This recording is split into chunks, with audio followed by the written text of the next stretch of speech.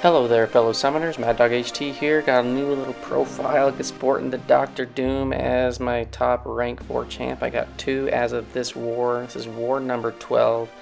We got Unstoppable Armor in play. Here's a quick preview of what we're going to see today. Just 4 fights.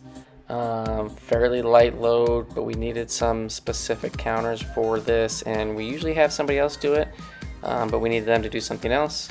So I got the call to do this. So we're faced up against SpBa, Space Bastards.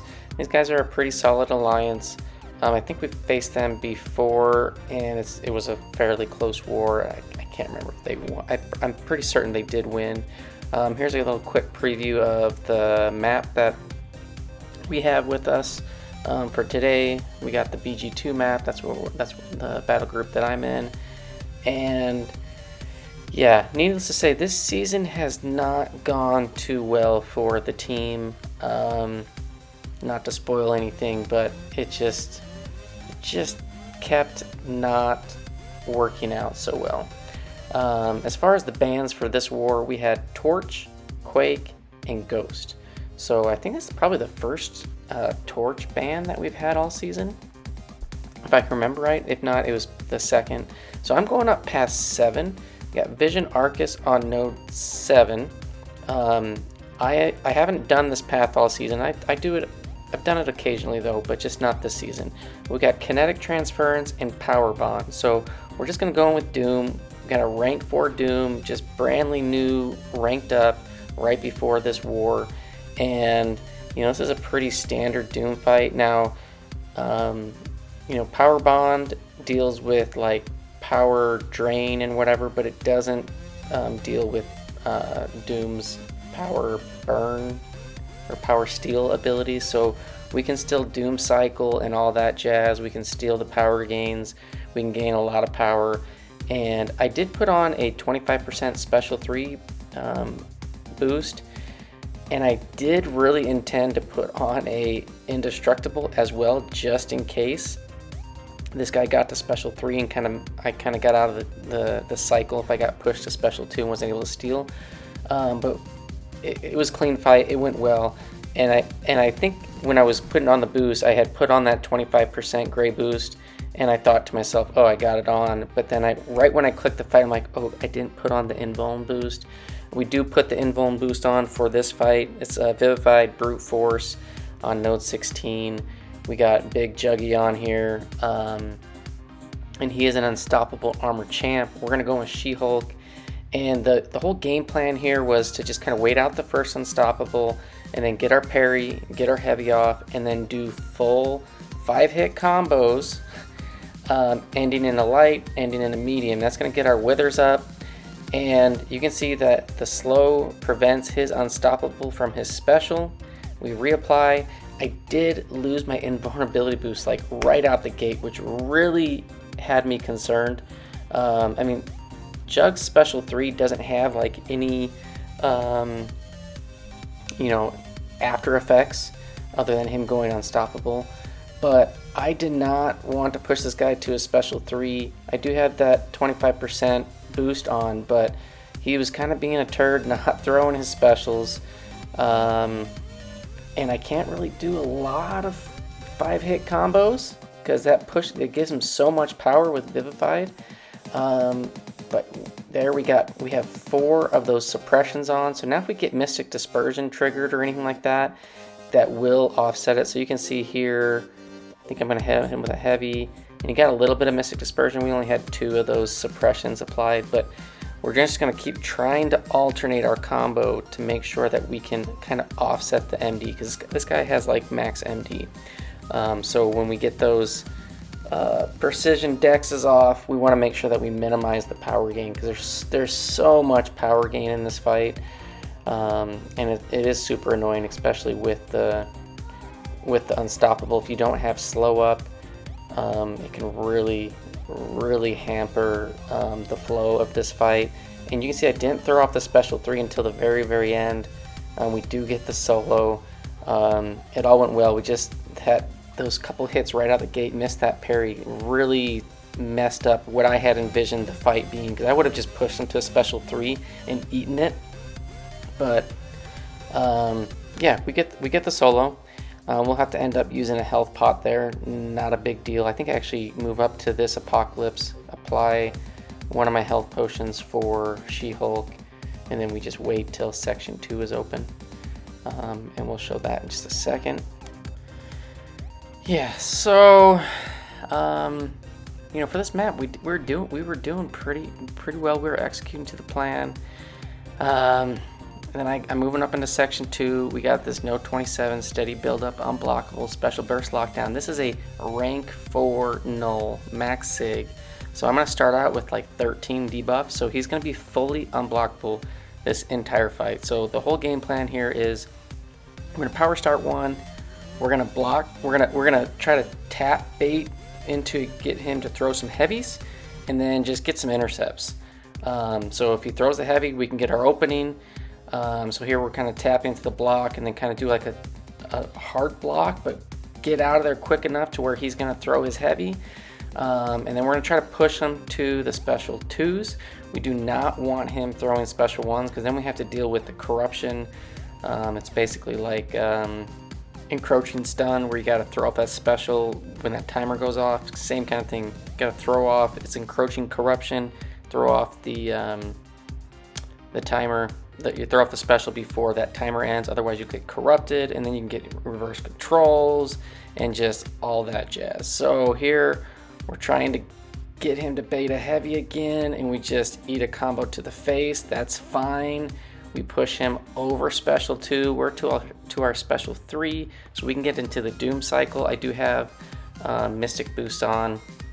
The power back, really probably not necessary. But the special boost is good to have to just get that extra damage.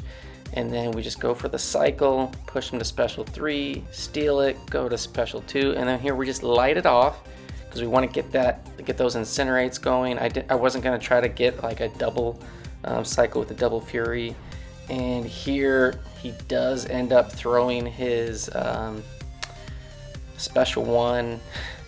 He throws it again. I'm just eating those like a chump. We throw our special 1 and we avoid the first corruption, but I don't have that much power and I don't get enough to get back. He goes unstoppable and unblockable when the corruption comes on, and so I get whacked, but I get back to special 2 and we nuke him down.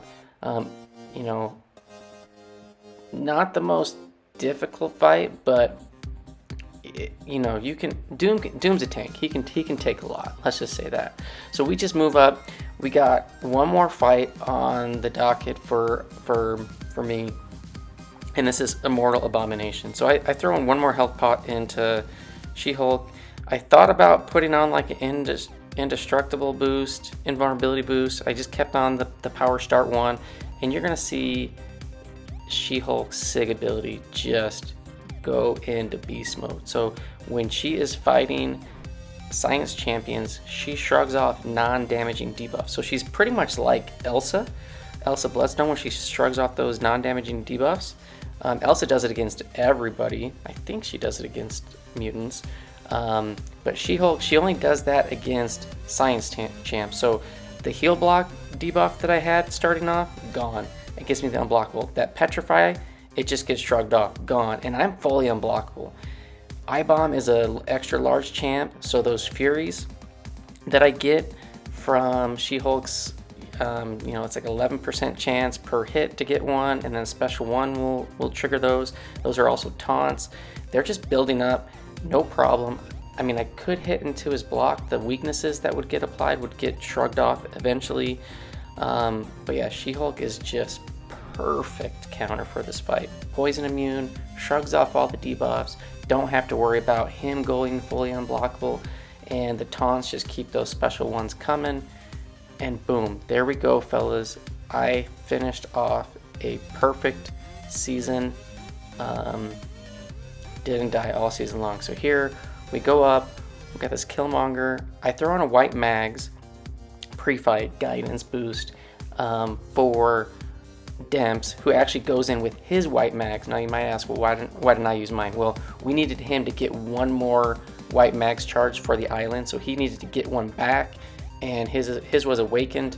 So fighting the Killmonger and him being a villain would allow him to get 2 charges and enough to put on another one for the other side of the island that has the conflictor node. So, and then we go over to the right side, and I put my WhMags on the MCOC, who has that disorient limber node and everything, and so we put it there. And then the last WhMags that I used was on the boss for the Super Scroll. Now, up until the island, we did great. We had 1 death, which is respectable, but on the last 3 fights, we had 4 deaths, which is just an absolute terrible way to end the season. Yeah, I'm not going to showcase the boss fight because I'd never got it. We actually died twice to that. We had 5 deaths. They had 1. And then overall, it was a 12-7 war. We lost by 5. Can't just say it was BG2's fault. We all died, but just terrible season for us. But you know, good job to Space Bastards. They did great. They took care of business. They got the W. We lost. We dropped to 4-8 on the season, which is just bad, to be honest. It's just bad. Basically, we won on average one war per week. This last week, we lost every single war, which is just not a good way to finish out the season. As far as my stats go, 4 fights, 4 kills this war, no deaths. 78 fights on the season, all solos, no deaths, which is great. But what sucks is, right to the right of that is we didn't reach our goal.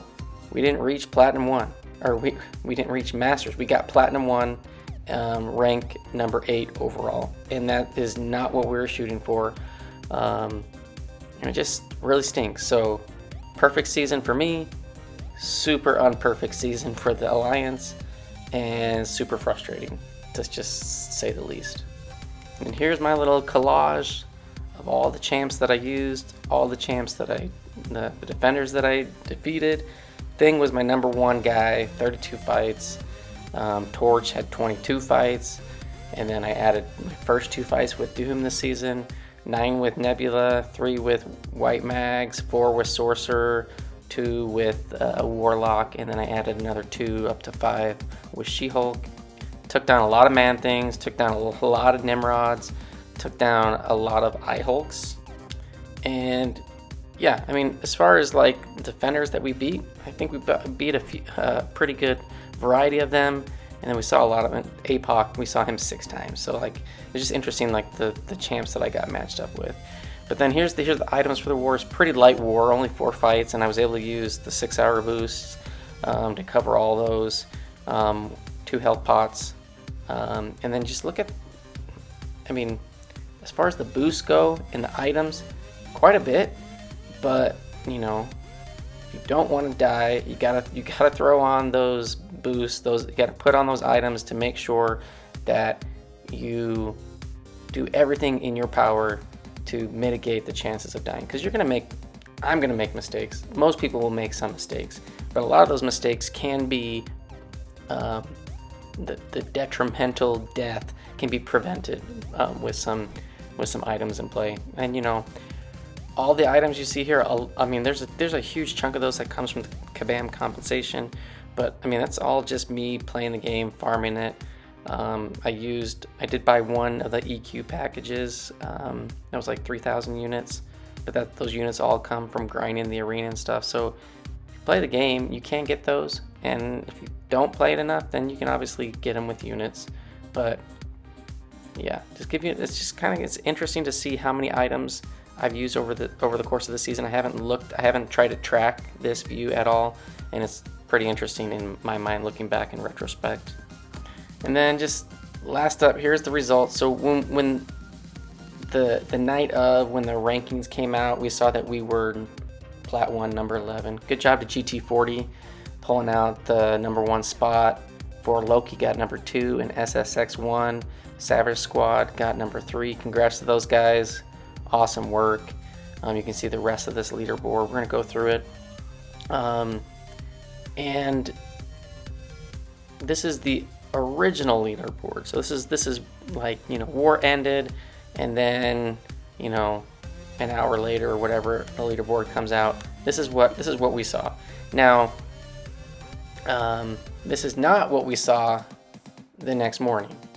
Why? Because there were more bans, there were more docks, and yeah, that's always frustrating. I really wish Kabam would be a little more forceful, a little more proactive, a little more punitive with how they deal with some of this stuff, because, you know, accounts get like a temporary ban, you know, alliances get docked. You know, it would suck to be part of an alliance that got docked and there was one guy that you had no idea was doing who knows what.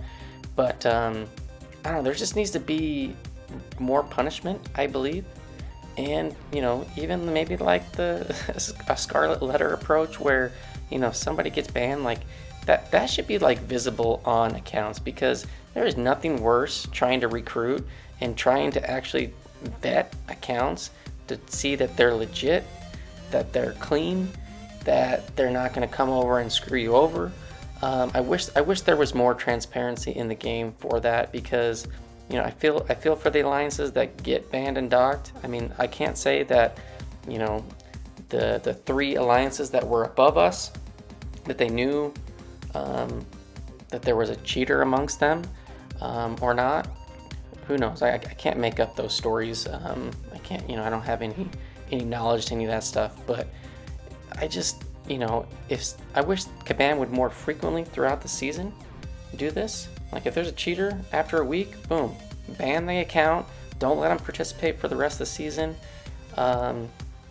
Dock the points, whatever needs to be. Dock the war rating. The war ratings don't ever get changed. I think that's absolute garbage. But yeah, and then here is the next morning. So the top 3 stayed the same. Congrats again to GT40, 4Loki, and SSX1. Great job. So there were 3 alliances that were above us that got docked. We moved up to number 8 in Platinum 1. And then there was, you know, there was a whole bunch of other docks that were below us. I know there's like a dock sheet that goes out that's compiled and stuff like that. But yeah, so here's the final leaderboard. But in short, we fell short. X5A, 3 realms. We just had probably like just the worst season. We played bad consistently as a team. We did have several close wars. We couldn't pull them out, and just really disappointing season overall. We were trying to go for a 3-peat in Masters. We had got Masters the last 2 seasons, and we failed. So the Reckoning, it was not good for us this season, season 32. Let's go check out the rewards. We're going to claim those from the stash and open them up. You know, the rewards from Plat 1 to Masters, there's not a huge difference, but, you know, you definitely miss out, especially on the rank 4 materials, even though they're a small amount, and the rewards are getting buffed for season 33 and beyond, so that's nice. But yeah, so we're gonna open up this Nexus, and, you know, I'm hoping for what everybody else is hoping for: great new champ, an awakening of a champ, and we get Gold, Aegon, and Proxima Midnight. I'm gonna end up picking Aegon. He's a rank 3 of mine. Proxima's a rank 3. Golk is just a rank 1. And Aegon's 160, so this gives him 20 more, and he's 20 away from being max sig. So I mean, definitely not like the best pull, but I'll take that. Any time that, you know, I'm going to be using Aegon in some of this crazy endgame content, those extra sigs will come in use.